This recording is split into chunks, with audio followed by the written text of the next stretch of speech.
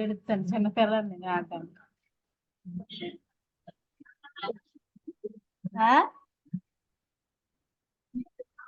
ఎవరు బాగుంటారు ఎడితే బాగుంటున్నారు.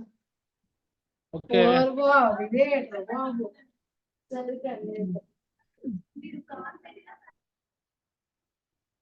Okay. Today, coming to the another important topic in IS 105 is workman compensation. Workman Compensation Act and Rules 1923. అసలు workmen compensation అంటే ఏంటి, పరిహారం ఏ రకంగా ఇస్తారు అన్నది వాళ్ళ టాపిక్. అంటే పరిహారం ఎప్పుడెప్పుడు ఇస్తారు, compensation should be applicable when a person should die in the course of his employment. అంటే పని చేస్తున్నప్పుడు ఒక వ్యక్తి చనిపోయినా, when a person get a disability during course of his employment, అంటే పని చేస్తూ గాయపడినా, a person will get the occupation health diseases during course of his employment. అంటే వృత్తిపరమైన జబ్బు వచ్చినా, డిజేబుల్మెంట్ వచ్చినా, చనిపోయినా పరిహారం ఇస్తారు. So this compensation should be provided by management. Okay, దానికి సంబంధించిన రూల్స్ రెగ్యులేషన్స్ చదువుకుందాం. ఇవాళ topic very important topic. Okay, coming to the, చూడండి డైరెక్ట్గా introduction. Introduction means the primary aim of this act is to provide a comprehensive coverage to the workers for work related injuries and disabilities. అంటే ఈ workmen compensation act యొక్క ముఖ్యమైన లక్ష్యం ఏంటి, it provide comprehensive coverage means సమగ్ర బీమా కలగజేస్తుంది. బీమా పథకం ఎవరికి, వర్కర్స్కి. ఎప్పుడు వర్కర్స్ పనిచేస్తున్నప్పుడు వర్క్ రిలేటెడ్ ఇంజురీస్ అయినా అండ్ డిజేబిలిటీస్, వైకల్యాలు చెందిన, అంటే కాలు చెయ్యపోయినా కాంప్రహెన్సివ్ కవరేజ్ అన్నది కవర్ చేస్తుంది. The act focus on providing work man sustainable life after suffering and injury at the work place during course of employment. అంటే ఈ యాక్ట్ దేని మీద ప్రత్యేకంగా దృష్టి పెడుతుందంటే, ఆ వర్క్ మ్యాన్ పనిచేస్తున్నప్పుడు ఏదైనా గాయపడినా, ఇంజురీ అయినా స్థిరమైన జీవితం ప్రొవైడ్ చేయడానికి ఈ యాక్ట్ అనేది ఉపయోగపడుతుంది అని అంటున్నాడు. చూడండి, coverage available under the workmen compensation includes, అంటే ఎవరెవరికి బీమా వర్తిస్తుంది అంటే, వర్క్మెన్ కాంపన్సేషన్ యాక్ట్లో చనిపోయినప్పుడు డెత్, పర్మనెంట్ టోటల్ డిజేబుల్మెంట్ అంటే పూర్తిగా వైకల్యం వచ్చినప్పుడు, పర్మనెంట్ పార్షియల్ డిజేబుల్మెంట్ పాక్షికంగా వైకల్యం వచ్చినప్పుడు, టెంపరరీ డిజేబుల్మెంట్ తాత్కాలికమైన వైకల్యం వచ్చినప్పుడు, legal cost incurred if any అంటే కోర్టుకు సంబంధించిన ఖర్చులు, ఇదంతా ఈ పర్టికులర్ వర్క్మెన్ కాంపన్సేషన్ యాక్ట్లో కవరేజ్ కింద ఉంటాయన్నమాట. Okay, coming to the points, main points చూడండి, ఇవి కొద్దిగా బాగానే ఉంటాయి points. The workmen compensation act 1923 provides for a payment of compensation to the workman and their dependents in case of injury and accident, including certain occupational diseases arising out of and in the course of employment and resulting in disablement or death. అంటే ఈ workmen compensation act ఏది provide చేస్తుంది, payment for compensation, పరిహారం ఏర్పాటు చేసేటట్టు వేస్తుంది. ఒకవేళ చనిపోతే వాళ్ళ యొక్క డిపెండెంట్స్కి, భార్యకి కానీ పిల్లలకు కానీ. In case of injury,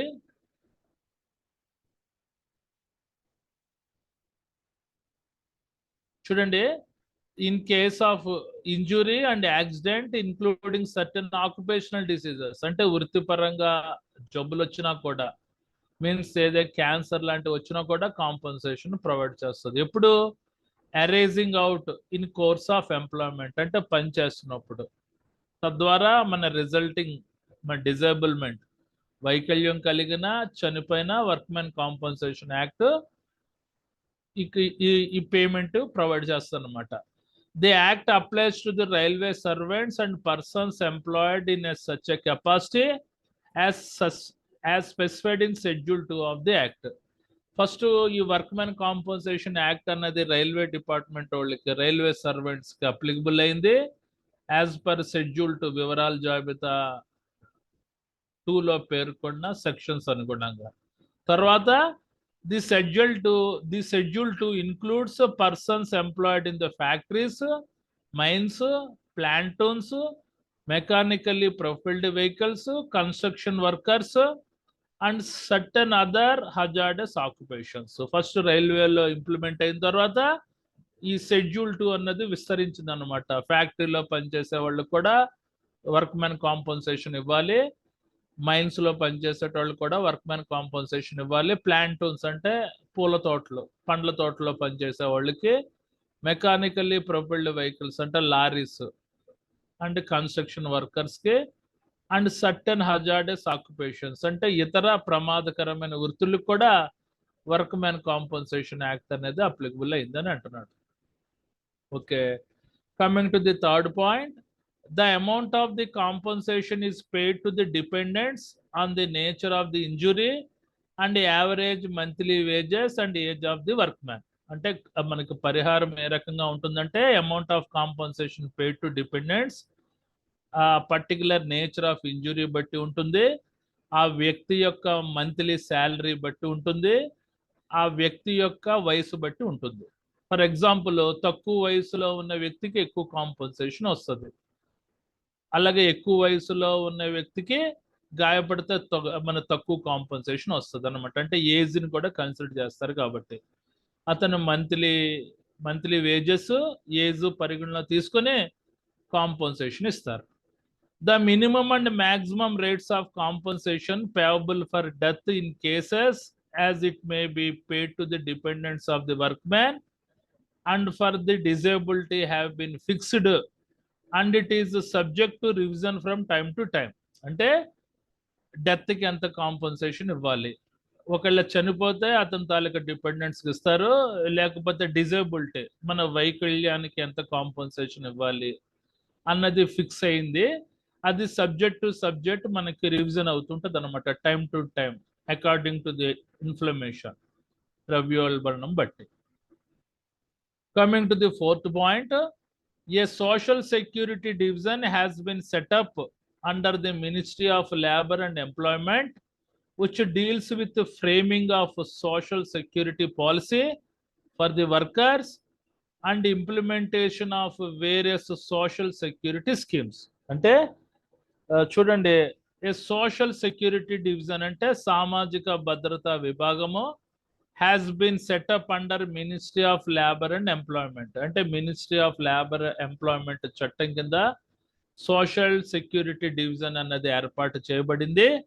which deals with framing of social security policy అంటే సామాజిక భద్రతా విధానాలు సంబంధించిన యాక్టివిటీస్, ఫ్రేమింగ్ మోడల్స్ మీద ఇది డీల్ చేస్తుంది ఎవరికి, వర్కర్స్కి. And implementation of various social security schemes, సామాజిక భద్రత సంబంధించిన పథకాలు వర్కర్స్కి అమలు చేసేటట్టు చేస్తుంది అనమాట ఈ పర్టికులర్ సోషల్ సెక్యూరిటీ డివిజన్. ఇది under ministry of labour and Employment అండర్లో ఉంటుంది అనమాట. Coming to the next point, it is also responsible for enforcing the act. అంటే పర్టికులర్ సోషల్ సెక్యూరిటీ డివిజన్ అన్నది బాధ్యత తీసుకుంటుంది దేన్ని, వర్క్మెన్ కాంపన్సేషన్ యాక్ట్ని అమలు చేయడానికి.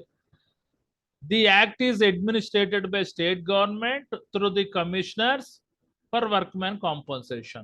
General ga ee particular workman compensation act anadi state government administration chestadi, nirvahistadi. Evaru dwara?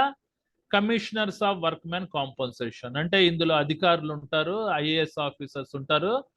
ఆ commissioners యొక్క workmen compensation ద్వారా ఈ పర్టికులర్ చట్టం అనేది స్టేట్ గవర్నమెంట్ ఇది మేనేజ్ చేస్తుంది, నిర్వహిస్తుంది అని అంటున్నాడు. Okay, coming to the next point, when employer pay compensation అంటే మేనేజ్మెంట్ ఎప్పుడు కాంపన్సేషన్ ఇవ్వాలి. మేనేజ్మెంట్ అంటే ఎవరు, it should be chairperson, board of directors or any partners of the management. Okay, in case personal injury is caused by the workman by accident arising out and in the course of his employment, his employer is liable to pay compensation in accordance with the provision of the act within 30 days from the date when it is filed due. Otherwise, he would liable to pay interest and penalty. అంటే ఎవరైనా worker అతను పనిచేస్తున్నప్పుడు గాయపడినా చనిపోయినా అతని management అతని employer కంపల్సరీగా compensation ఇవ్వాలి with in 30 days. 30 days లోపు ఇవ్వకపోతే అతను ఇంట్రెస్ట్ కూడా కలిపి ఇవ్వాలి, ఆ కాంపన్సేషన్ యొక్క ఇంట్రెస్ట్ కూడా కలిపి ఇవ్వాలి అని అంటున్నాడు. When employer is not label, ఎప్పుడు మేనేజ్మెంట్ బాధ్యత కాదు అంటే in case the disablement of work man is 3 or less days. అంటే జనరల్ గా లాస్ట్ టైం ఇంజురీస్ అయినప్పుడు చిన్న చిన్న ఫ్రాక్చర్స్ లాంటిది కోసుకోవడం గీరుకోవడం లాంటివి అయితే మేనేజ్మెంట్ ఏ రకమైన కాంపన్సేషన్ ఇవ్వక్కర్లేదు. They have provide only medical assistance. Coming to the second point, except in case of death when injury is caused due to influence of drink or drugs taken by the workman or upon his willful disobedience to obey the safety rules or removal of safety guards by him. అంటే చనిపోయినప్పుడు ఎలాగున్నా కూడా ఇచ్చేస్తారు, అది unsafe fact అయినా unsafe condition అయినా. But మనకి ఏదైనా ఆ వ్యక్తి డ్రింక్ తీసుకుని వచ్చి పనిచేసి గాయపడినా చనిపోయినా కూడా కాంపన్సేషన్ అప్లికబుల్ కాదు. మళ్ళా ఉద్దేశపూర్వకంగా విల్ఫుల్ డిసోబీడియన్స్ అంటే అవిధేయత చూపించడం, సేఫ్టీ రూల్స్ ను పాటించకపోవడం, ఆ యంత్రాల యొక్క సేఫ్టీ గార్డ్స్ తీసేసి గాయపడితే అతనికి డిజేబుల్మెంట్ వస్తే ఈ ఎంప్లాయర్ అనేవాడు బాధ్యత కాదు. అంటే అన్సేఫ్ యాక్ట్స్ ద్వారా వర్కర్స్ ఏ రకమైన ప్రమాదాలు జరిగినా మేనేజ్మెంట్ అనేది బాధ్యత తీసుకోదు. అది చెప్పాడు క్లియర్ గా. ఓకే, ఈ point 6th point is a very important point. Next చూడండి, అమౌంట్ ఆఫ్ కాంపన్సేషన్. ఇది అప్ టు 2010కి అనుగుణంగా ఇచ్చాను ఈ పాయింట్స్. 80,000 90,000 అన్నది ప్రజెంట్ మన 2020కి కొద్దిగా మార్పులు చేర్పులు అయినట్టుంది. అది ఎంత అనేది మీరు ఇంటర్నెట్ లో చూసుకోండి. యాజ్ పర్ 2000 నామ్స్ అనుగుణంగా amount of compensation in case of death, an amount is equal to 50% of the monthly wage multiplied by the relevant factor as given on schedule 4 or rupees 80,000 whichever is more. అంటే 80 ఇంత తక్కువ అనుకోకూడదు, ఇది only compensation. Next ఇది employee state insurance కూడా applicable అవుతుంది. ఒకసారి compensation వస్తే ఎంప్లాయీ స్టేట్ ఇన్సూరెన్స్ కూడా అప్లికబుల్ అవుతుంది. ఒకవేళ ఇన్ కేసు ఎవరైనా చనిపోతే అతని శాలరీలో 50%, సపోజ్ 20,000 శాలరీ అనుకుందాం, 20,000 శాలరీలో 50% అంటే 10,000 శాలరీని సర్టెన్ రిలవెంట్ ఫ్యాక్టర్స్ తోటి గుణిస్తారు. ఆ రిలవెంట్ ఫ్యాక్టర్స్ షెడ్యూల్ 4లో పేర్కొన్న విధంగా మన ఏజ్ ఫ్యాక్టర్స్ అనుగుణంగా రిలవెంట్ ఫ్యాక్టర్స్ ఉంటాయి, దాంతో గుణిస్తారు. అది ఎక్కువ వస్తే అది, లేకపోతే 80,000 రూపీస్ ఎక్కువైతే మనకి 80,000, రెండిట్లో ఏదో ఒకటి ఇస్తారు. ఒకవేళ in case of permanent total disablement, పూర్తిగా వైకల్యం వస్తే it is 60% of monthly wage multiplied by the relevant factors or rupees 90,000 whichever more. అంటే ఒక వర్కర్ కి సపోజ్ 20,000 శాలరీ అనుకుందాం, అంటే 60% అంటే అందులో 12,000 ఒక రిలవెంట్ ఫ్యాక్టర్స్ తోటి మల్టిప్లై చేస్తారు. యాజ్ పర్ షెడ్యూల్ 4లో పేర్కొన్న రిలవెంట్ ఫ్యాక్టర్స్ అనుగుణంగా. అది ఎక్కువైతే అది, లేదా 90,000 అయితే 90,000 ఎక్కువ ఇస్తారు. రెండిట్లో ఏదో ఒకటి ఎక్కువ ఇస్తారు. ఓకేనా? అది ఈ పాయింట్ క్లియర్ గా రాయండి. This 2 terms as per 2000 terms norms అనుగుణంగా చెప్తున్నాను. 2020కి కొద్దిగా మార్పులు చేర్పులు అయ్యి ఉంటాయి. అది ఎంతో మీరు ఇంటర్నెట్ లో చూసుకొని రాసుకోండి, లేకపోతే ఇవే పాయింట్స్ అప్లై చేయండి. Coming to the third, in case of permanent partial disablement occur, then compensation is proportional to the disability arrived at 2 above. అంటే పర్మనెంట్ టోటల్ డిజేబుల్మెంట్ అన్నా, పర్మనెంట్ పార్షల్ డిజేబుల్మెంట్ అన్నా, కాంపన్సేషన్ ఒకేలా ఉంటుంది, అంటే 90,000 ఇవ్వాలి. లేకపోతే అతని బేసిక్ శాలరీలో 60% శాలరీని ఒక రిలవెంట్ ఫ్యాక్టర్ తోటి గుణించి అది ఎక్కువైతే ఎక్కువ, ఇది డిజేబుల్మెంట్ ఎక్కువైతే ఇది ఎక్కువ. చూడండి ఇక్కడ ఒక పాయింట్ గమనించండి, డెత్ కంటే డిజేబుల్మెంట్కి ఎక్కువ కాంపన్సేషన్ ఉంటుంది. Okay, 7th is the heart of the point, క్లియర్గా రాయాలి. తర్వాత చూడండి నోటీస్ ఎప్పుడు ఇవ్వాలి? An injured person or his dependents have to give the notice to the employer to pay compensation. ఒకసారి ఆ వ్యక్తి చనిపోయినా లేకపోతే గాయపడినా ఆ వ్యక్తి తాలూకా డిపెండెంట్స్, అతను కానీ అతని వ్యక్తి తాలూకా డిపెండెంట్స్ కానీ ఎంప్లాయర్కి నోటీస్ ఇవ్వాలి, మాకు ఇలాగా వ్యక్తి చనిపోయాడు లేక డిజేబుల్మెంట్ అయ్యాడు, పరిహారం కావాలి అని. అప్పుడు ఇచ్చినప్పుడే వాళ్ళు 30 days లోపు మేనేజ్మెంట్ ప్రొవైడ్ చేస్తారు. కమింగ్ టు ది క్లెయిమ్ అంటే ఏంటి? దావా వేయడం. ఓకే, క్లెయిమ్ అంటే దావా వేయడం. For example, upon the failure to refusal of an employer to give the compensation, an application is to made in form of to the commissioner under the workmen compensation act 1923, who is the assistant labor commissioner or labor cum conciliation officer of the area where accident took place, or where the claimant ordinarily resides, or where the employer has his registration office. For example, చూడండి, ఒక వ్యక్తి unsafe act ద్వారా చనిపోయాడు అనుకుందాం, మేము మీకు insurance ఇవ్వము అని మేనేజ్మెంట్ ఆ పర్టికులర్ డిపెండెంట్స్ తోటి స్పష్టంగా చెప్తే, వీళ్ళు ఏంటి, మన కమిషనర్ ఆఫీస్కి వెళ్ళి upon failure to refuse an employer to give compensation అయితే an application is to made in form F మీద ఒక అప్లికేషన్ నింపి కమిషనర్ ఆఫీస్కి వెళ్ళాలి. అది workmen compensation act 1923 assistant labour commissioner అయినా ఆఫీస్కి అని వెళ్ళొచ్చు, or labour cum conciliation officer అంటే రాజీ కుదిర్చే ఆఫీసర్ యొక్క ఆఫీస్కి అని వెళ్ళొచ్చు, or where a accident takes place అంటే వాళ్ళ యొక్క ఆఫీస్ ఎక్కడ ఉండాలంటే ప్రమాదం జరిగిన మనకి ఏరియాలో అయి ఉండాలి, లేదా వేర్ క్రిమినెంట్ ఆర్డినరీ రెసైడ్ అంటే హక్కుదారుడు నివసించే ఏరియాలో దగ్గరలో ఉన్న ఆఫీస్ అని వెళ్ళొచ్చు, or where an employer has the register office అంటే మేనేజ్మెంట్ యొక్క రిజిస్టర్ ఆఫీస్ ఉన్న వర్క్మెన్ కాంపన్సేషన్ కమిషనర్ ఆఫీస్కి అని వెళ్ళొచ్చు అని అంటున్నాడు. After hearing the both parties the commissioner decides the claim అంటే మన మేనేజ్మెంట్ తరపున వర్కర్స్ తరపున విని ఎంతో కొంత కమిషన్ ఎంతో కొంత అమౌంట్ ఇచ్చామని చెప్తాడు అనమాట కమిషనర్. అంటే జనరల్గా కమిషనర్ లేబర్కి ఫేవరెట్ చేస్తాడు కాబట్టి మేనేజ్మెంట్కి ఎంతో కొంత క్లెయిమ్ ఇచ్చామని చెప్తాడు. తర్వాత ఇది 9th పాయింట్, క్లెయిమ్. ఇది కొద్దిగా గట్టిగా ఉంది, పాయింట్స్ చదువుకోండి. నెక్స్ట్ కాంట్రాక్టింగ్ అవుట్ అంటే బయటకు వచ్చాడు. Any contract or agreement where any insured person or his dependent reduce his right to receive compensation is null and void to extent.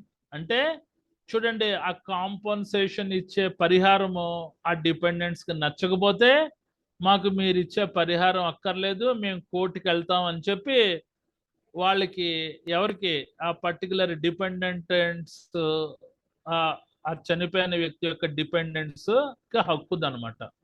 మీ పరిహారం మాకు అక్కర్లేదు, మాకు ఇంకా క్లెయిమ్ ఎక్కువ కావాలి, మేము కోర్టుకి వెళ్తామని కోర్టుకి వెళ్ళిపోవచ్చు అనమాట. అంటే ఈ కాంపన్సేషన్ ఈ కమిషనర్ ఇచ్చే కాంపన్సేషన్ కుదరకపోతే. ఇది 10th point. Okay, coming to the 11th point, appeal అంటే దావా వేయడం, కోర్టులో దావా వేయడం. An appeal laid to the High Court against the orders of the Commissioner with regard to the awarding or refusing to award compensation or imposing interest or penalty or regarding the distribution of compensation etc. అంటే చూడండి, commissioner ఇచ్చే workmen compensation యొక్క reward ఈ హక్కుదారులకి నచ్చకపోయినా కోర్టుకు వెళ్ళొచ్చు, as well as మేనేజ్మెంట్కి ఆ కమిషనర్ నువ్వు ఇంత ఇంట్రెస్ట్ ఇవ్వాలి, ఇంత పెనాల్టీ ఇవ్వాలి అని డిమాండ్ చేసి మేనేజ్మెంట్కి చెప్పినా ఆ కమిషనర్ చెప్పే ఫిగర్ ఈ మేనేజ్మెంట్కి నచ్చకపోయినా వాళ్ళు కోర్టుకు వెళ్ళొచ్చు. ఆర్ కాంపన్సేషన్ యొక్క మన డిస్ట్రిబ్యూషన్, అమౌంట్ డిస్ట్రిబ్యూషన్ ఉంటారు. ఫర్ ఎగ్జాంపుల్ ఒక వ్యక్తి చనిపోయాడు, అతనికి భార్య ఉండదు, ముగ్గురు పిల్లలు ఉంటారు.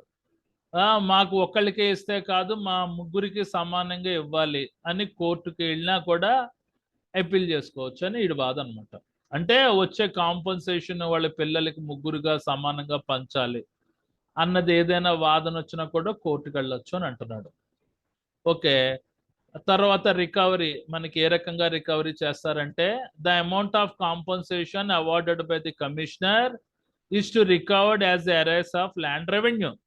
ఫర్ ఎగ్జాంపుల్ కాంపన్సేషన్ ఒక వ్యక్తికి ఇచ్చేశాడు, అది తప్పు కాంపన్సేషన్ ఇచ్చాడని చెప్పి ఆ కమిషనర్కి తెలిసింది. దాన్ని ఎలా రెవెన్యూ చేయొచ్చు అంటే, రికవర్ చేయొచ్చు అంటే ఆ కాంపన్సేషన్ వ్యక్తికి ఏదైనా భూములు అవేనే ఉంటే ఆ ల్యాండ్ అది సీజ్ చేసి తద్వారా వాడికి రావాల్సిన బకాయిలు అరేస్ అనేది ఈ ఈ కమిషనర్ తీసుకోవచ్చు అని అంటున్నాడు. ఈ రకంగా రికవరీ చేసుకోవచ్చు. ఒకవేళ కాంపన్సేషన్ ఇచ్చేసాడు బై ఫాల్ట్గా, అది ఇవ్వకూడదని తెలిసింది, వాళ్ళు ఆ కాంపన్సేషన్ తిరిగి ఇవ్వట్లేదు ఆ పర్టికులర్ డిపెండెంట్స్, అప్పుడు కమిషనర్ ఏం చేస్తాడు, వాళ్ళకి ఏదైనా భూములు ఉంటే, అగ్రికల్చర్ ల్యాండ్స్ ఉంటే వాటిని సీజ్ చేసి వాటిని అమ్మి తద్వారా వాటికి రావాల్సిన అమౌంట్ని మనం రికవర్ చేసుకోవచ్చు. అది ఈ పాయింట్కి అర్థం. ఓకే, అయిపోయింది టాపిక్. ఏమైనా డౌట్స్ ఉన్నాయా?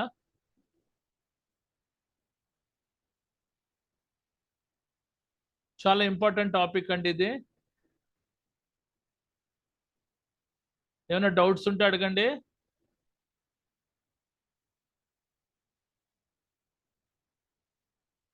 చూడండి, ఫస్ట్ ఇంట్రడక్షన్ 2 పాయింట్స్, తర్వాత మెయిన్ పాయింట్స్లోకి వచ్చేసాను.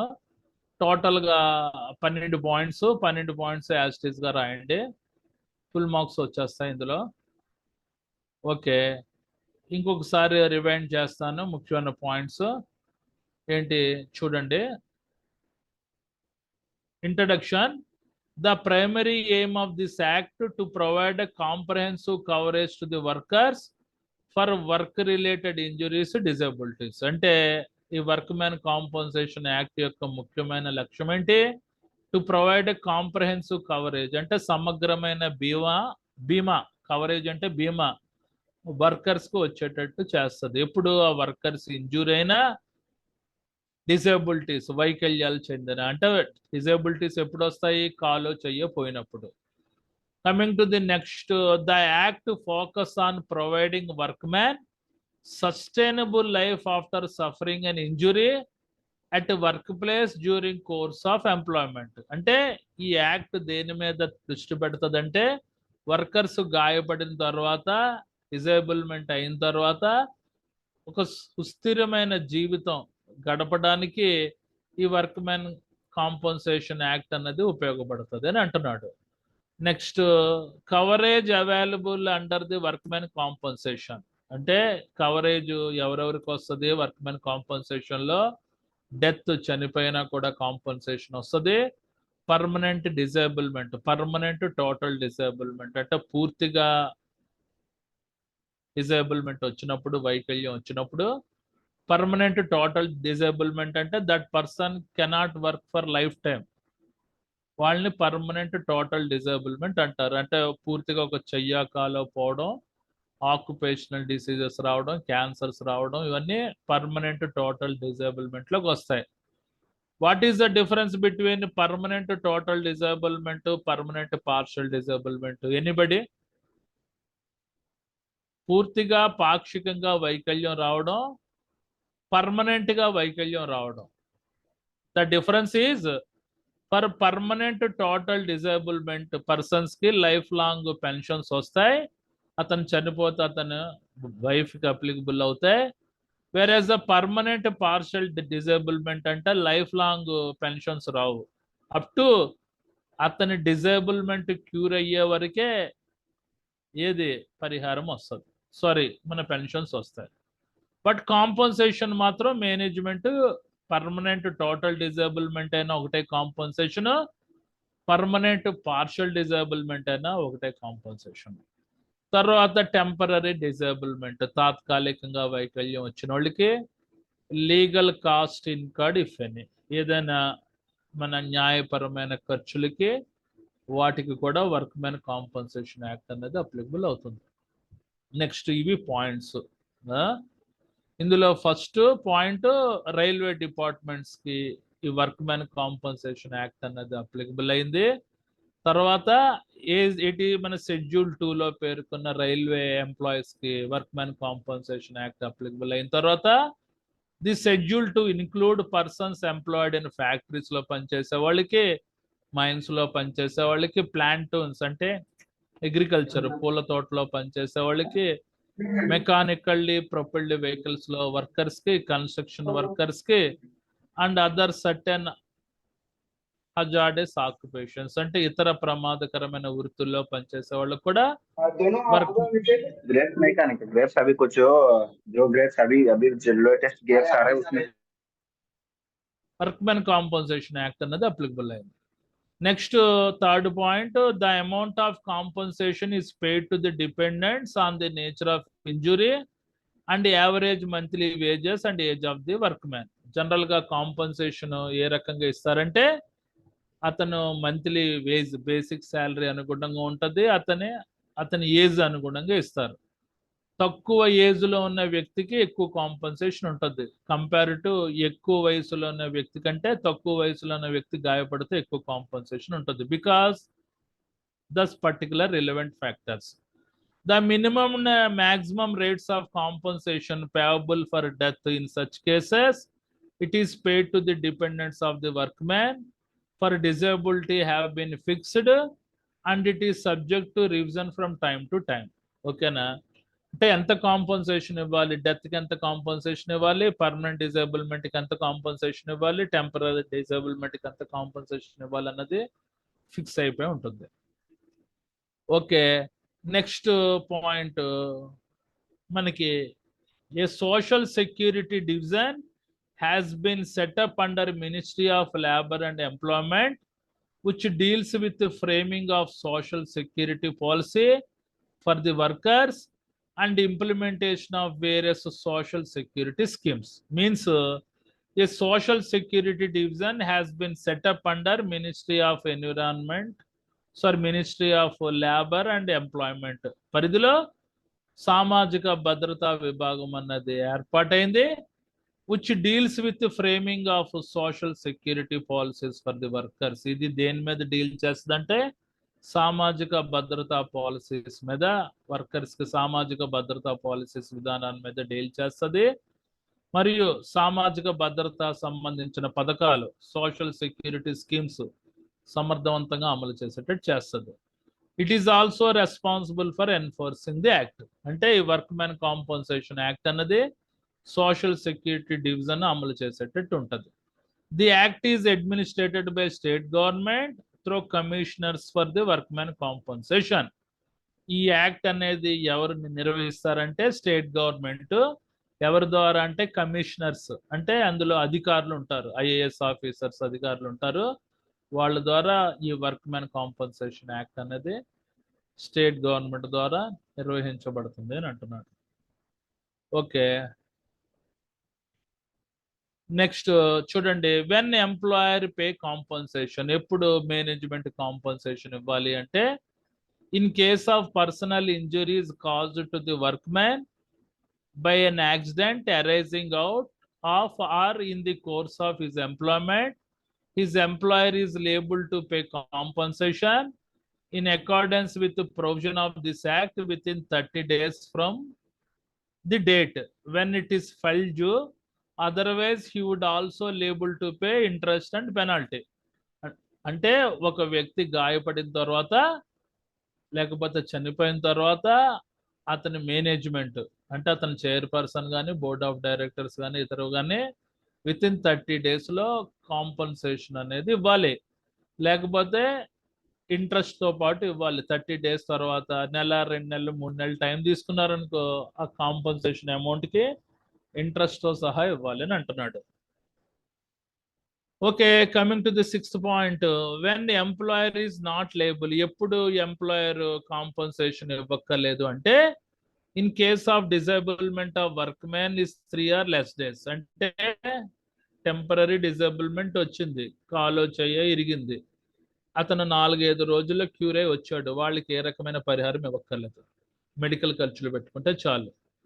Except in case of death when injury is caused due to influence of drink or drugs taken by the workman or upon his willful disobedience to obey the safety rules or removal of safety guards by him. అంటే చనిపోయినప్పుడు ఇచ్చేస్తారు general గా compensation, అతను drink చేసి వచ్చినా drugs తీసుకొని వచ్చినా ఉద్దేశపూర్వకంగా సేఫ్టీ రూల్స్ పాటించకపోయినా మిషన్ గార్డ్స్ తీసేసి పనిచేసిన ఎట్టి పరిస్థితుల్లో కాంపన్సేషన్ ఇవ్వడానికి మేనేజ్మెంట్ ఎంప్లాయర్ ఒప్పుకోరు. ఇది important point. Amount of compensation ఎంత ఇవ్వాలి?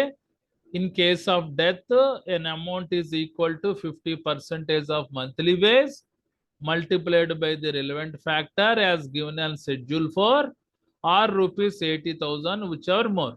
అంటే చనిపోతే ఆ వ్యక్తి అతని బేసిక్ శాలరీలో ఒక 20,000 అనుకోండి, ఒక 10,000 తీసుకొని ఒక రిలవెంట్ ఫ్యాక్టర్ తోటి గుణిస్తారు. ఆ రిలవెంట్ ఫ్యాక్టర్ వివరాల జాబితా 4లో పేర్కొనబడిన ఆ రిలవెంట్ ఫ్యాక్టర్ అయి ఉంటుంది.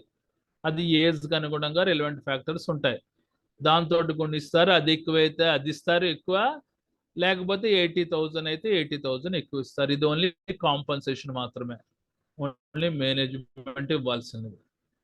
తర్వాత in case of permanent total disablement it is 60% of the monthly wage multiplied by the relevant factor or 90,000 which is more.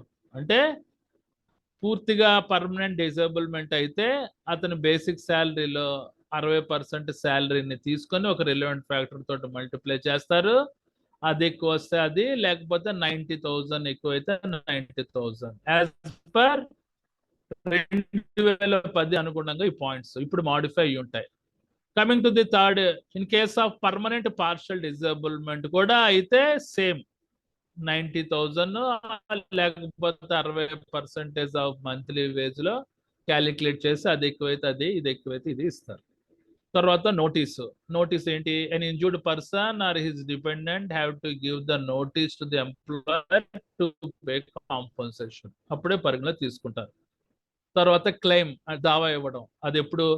Suppose management has refuse to give compensation to that particular worker, వాళ్ళ యొక్క dependents commissioner ఆఫీస్కి వెళ్ళి form నింపి అది assistant commissioner కానీ labour cum conciliation officer కానీ ఇవ్వచ్చు. ఆ ఆఫీస్ ఎక్కడ ఉండొచ్చు అంటే ఆ హక్కుదారుడి నివసించే ప్రాంతంలో అయినా ఉండొచ్చు, లేకపోతే ఆ పర్టికులర్ ఎంప్లాయీస్ మన రిజిస్టర్ ఆఫీస్ ఉండే ఏరియా అయినా అవ్వచ్చు. After hearing both parties the commissioner decide the claim. ఇద్దరు పార్టీలు అయిన తర్వాత ఎంత క్లెయిమ్ ఇవ్వాలన్నది కమిషనర్ నిర్ణయిస్తాడు.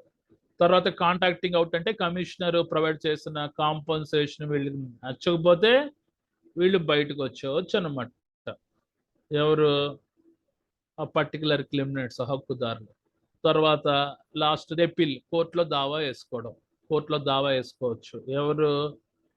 ఆ వర్కర్స్ అయినా వేసుకోవచ్చు, as well as management employer అయినా వేసుకోవచ్చు. ఎంప్లాయర్ ఎప్పుడు వేస్తారు? ఇంట్రెస్ట్ పెనాల్టీ గట్టిగా వేసాడు అనుకో, మేము ఇంత ఇంట్రెస్ట్ పెనాల్టీ మేము కట్టలేమని చెప్పి కమిషనర్ ఆర్డర్స్ ధిక్కరించి కోర్టుకి వెళ్ళొచ్చు.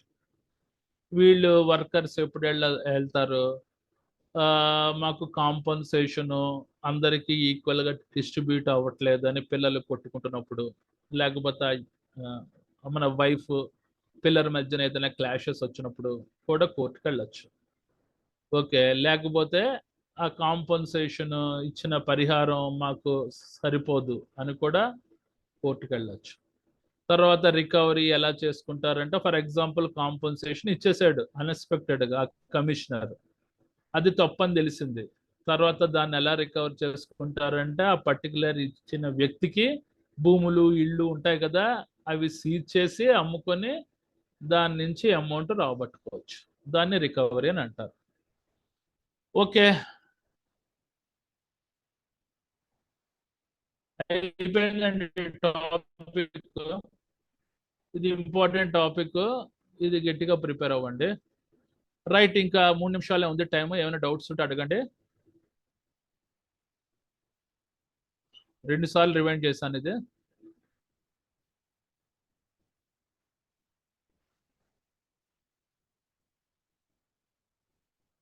ఓకేనండి, గుడ్ నైట్. రైట్.